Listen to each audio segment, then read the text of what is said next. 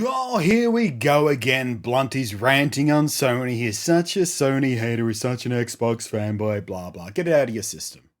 It's not what's going on here. I feel like I have to say this every time I take a shot at Sony for something particularly Sony that they're doing, because Sony are doing Sony things, and Sony things is code for shitty. They're being shitty. Again.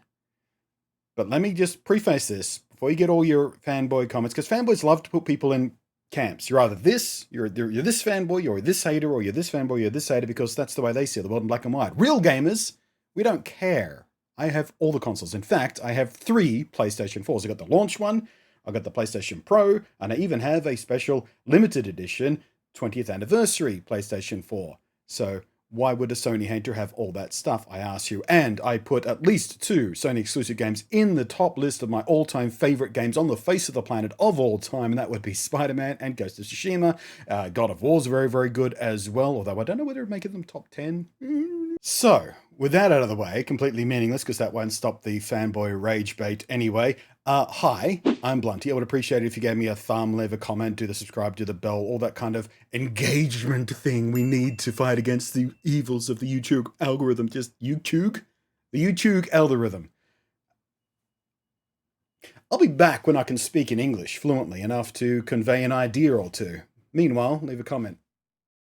So, the Sony thing that Sony is Sonying up right now appears to be save file compatibility. Now, backwards compatibility has always been a big thing for gamers because we invest in a game, library, and then a new generation comes out. What happens to all that money we invested? Do we have to keep the old machine? What happens when the output of that machine gets outdated? Because I've got machines in a bag over there that I don't even think I have a working capture card for anymore for AV outputs and things like that. And God forbid you go all the way back to things like the Atari 2600 and you're dealing with an RF output and things like that. It's just, what are you going to do? You go to emulators, but then you're not using original cards anyway. And it's a preservation thing. It's a pride of collection thing. Some people don't care at all about backwards compatibility. Some people care very much. Nintendo have been on board with the backwards compatibility thing for quite some time now. They realize and recognize the consumer positive value of giving their customers the chance to keep playing their old favorite games on new hardware without having to keep the old hardware around and functional. And in the case of handhelds, the rechargeable battery is going to need replacing, things like that. So the original Game Boy Color came out. Game Boy Color could play original Game Boy games easy. Game Boy Advance came out. Game Boy Advance could play Game Boy Color and original Game Boy games. Nintendo DS came out. That had Game Boy backwards compatibility on it as well. Then you had the 3DS, which had DS backwards compatibility, but eventually dropped the Game Boy compatibility. But then we got sort of downloadable Game Boy games through the eShop anyway, so there was a solution around that for some more popular titles. With the GameCube, when the Wii came out, it had GameCube backwards compatibility, even so far as it had GameCube controller ports on it. It had the ports for the controllers for the last generation controller and memory card slots for the last generation of console as well. That was amazing commitment to backwards compatibility. Wii U came out. Wii U kept the Wii backwards compatibility, but with a little bit of homebrew, you can actually run GameCube games on the Wii U. It's, physically capable of doing it. Nintendo just dropped it because it was practical matters. But point is, Nintendo have always been very happily whenever possible, whenever practical, they would do backwards compatibility. Xbox has been a little more rocky about the backwards compatibility thing, certain titles in certain ways, but they have been very active in adding to that list over time and making sure the most popular titles, the most, desired titles and some classics and things like that are supported by backwards compatibility. And they did it in a very smart way, although not terribly convenient because you have to download the entire game, even if you have the disc. And, it was a workaround just to get things working, but it did work. Sony's commitment to backwards compatibility has been less than smooth. Things like, putting a physical chip in the PlayStation 3 to play PlayStation 2 stuff, then taking that away from models because it was too expensive to include in. So you had to have an original generation PlayStation 3 if you want a backwards compatibility for PlayStation 2. And that's not even the only time Sony has sold you something that does something and taken that functionality away again. Remember Linux compatibility? PlayStations? I'm not going to go through the entire list of all the Sony things Sony have done. Suffice to say, Sony are demonstrably, provably anti-consumer quite a lot of the time. I have a whole video about the lies they've told throughout the years if you want to go back and watch that and find out just how much of a Sony hater I am despite owning 3 different PlayStation 4s. So, preamble done and setup done, what are we talking about specifically? Well, we know the PlayStation 5 is going to have some limited backwards compatibility. 99% of PlayStation 4 games, they say. How practical that is and how well that works, we don't know yet. I am looking forward to testing it out because it does mean we can keep playing some of our favorite games from the PlayStation 4 era, and there are a lot of good games from that era worth playing. And there are some good things about PlayStation 5 backwards compatibility for PlayStation 4 as well, because we have so much more power now. A lot of PlayStation 4 games that had things like dynamic resolution, where, you know, if the game was asking too much of the processor, it would just drop the resolution down. The game would look shit, but keep running okay-ish. Well, we're going to face that less with a PS5, of course, because you've got way more overhead, so your games are going to look better than ever. The frame rate's going to be more stable, because that's another thing. On consoles, the frame rate was not always consistent. I mean, just look at practically any Digital Foundry video where they're looking at a PlayStation game, the frame rate just... So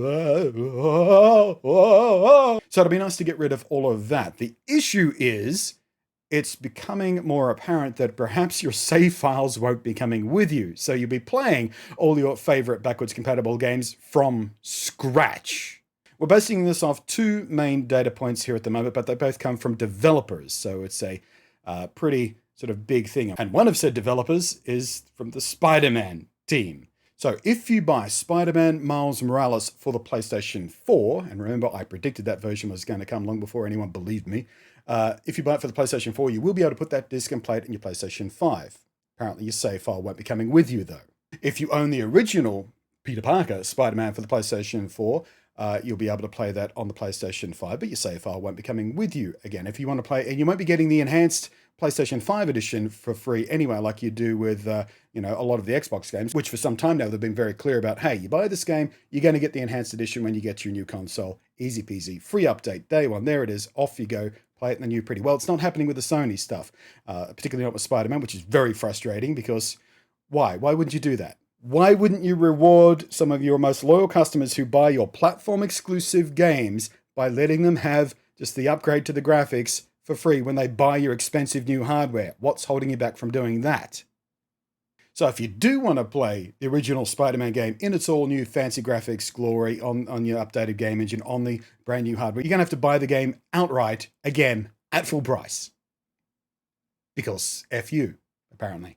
The second example is a tweet from RGG Studio. I'll read it here so I get it right. To clarify, the physical owners of Yakuza Like a Dragon on PlayStation 4 can also use the original disc to upgrade to the PlayStation 5 version when it releases on March 2, 2021. So, you know, that right there proves there's nothing physically, like in the system, stopping developers from giving you the updated, fancier version if you already own the existing version. Don't know why they wouldn't do that for their first party one, like Spider-Man, but whatever. But here's the important part of that tweet. Save data will not be transferable between PlayStation 4 and PlayStation 5 versions of the game.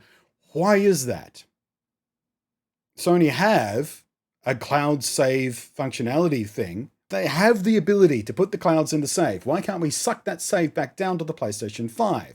If it's a file format thing, surely that's not impossible to convert. It's a save file. All it does is say, hey, you're at this point in the game, in this location, with this equipment, these levels, whatever. You know, it's just data. It cannot be an impossible thing to transfer that, even if you have to reformat it. And let me read again, this isn't a problem for Xbox players. According to Sega comms manager Jonathan Stebel, the Xbox Series X will not have these issues, as what you own will carry over from Xbox One to Xbox Series X and S, including saved data. For at least Yakuza Like a Dragon, we've had this confirmed by the developers again, all according to a tweet. Yakuza fan asks, dumb question, are the Xbox saves transferable between generations? Not really an Xbox guy in brackets.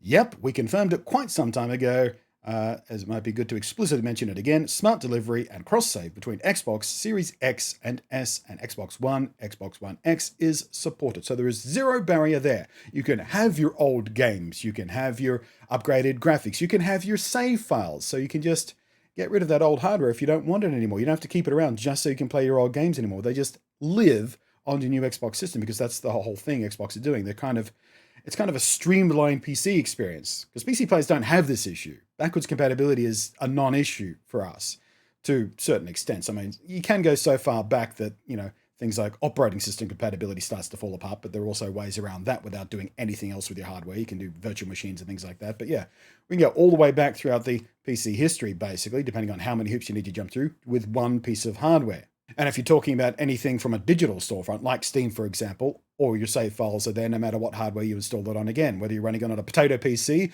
or, a $5,000 rig with a water-cooled RTX 3090 in it. And again, to go back to where I started off with, I'm not a Sony hater. I like the Sony hardware. I like their exclusive games. I don't like them as a company very much most of the time because they just do these shitty little pointlessly nasty things, these anti-consumer things, like we were just talking about in the video the other day with Genshin Impact, sort of the new hotness, amazing, way better than it ever should be for a free-to-play game thing. If you play that on PlayStation, because PlayStation is so selfish and just trapped in the way they use PlayStation Network, you can't cross-save with that game. That game is on PlayStation, on PC, on Apple iPhone, on iPad, on Android. It's coming to Switch, and on all those platforms except PlayStation, it's cross-save. I can play on my PC, pick up my phone, play the same save. You can't do that if you play the game on PlayStation because Sony just wall off the PlayStation Network ID thing. You can't even choose your own server with that game if you play on PlayStation because you're locked into the region that your PlayStation Network account happens on. With every other system you can play Genshin Impact on, you can just pick whatever server you like so you can group up with your friends easy. Of course, I don't know whether you noticed, but we're in a global community right now. My friends that I want to play video games might not be in the same slab of dirt that I happen to be sitting on. So yeah, it's a tough time to be a Sony fanboy, having to keep moving goalposts around and trying to make excuses for Sony doing this and trying to make it okay on your mind so you feel all right being a Sony fanboy and don't feel like an incredibly foolish, just immense pile of warm dingbat leavings. Dingbat leavings. I'm good with words today. And I'm more than happy to give the PlayStation 5 a fair go on its own merits when it launches, if I can get one. And by the way, you might want to check on your pre-orders because there's at least 2 retailers I've heard about in the last 12 hours that have started cancelling pre-orders because apparently they sold more than they're being allocated.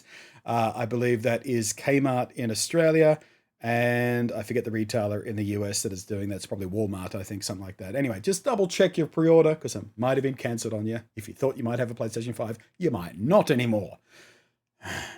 Thanks as always to the Patreon scrolling up above there. Thank you ever so much for your glorious kindness. I do appreciate it very much. So, good luck, PlayStation fanboys. How are you going to excuse this one? Can't wait to see the mental gymnastics you try and do for this one. It's going to be so fun.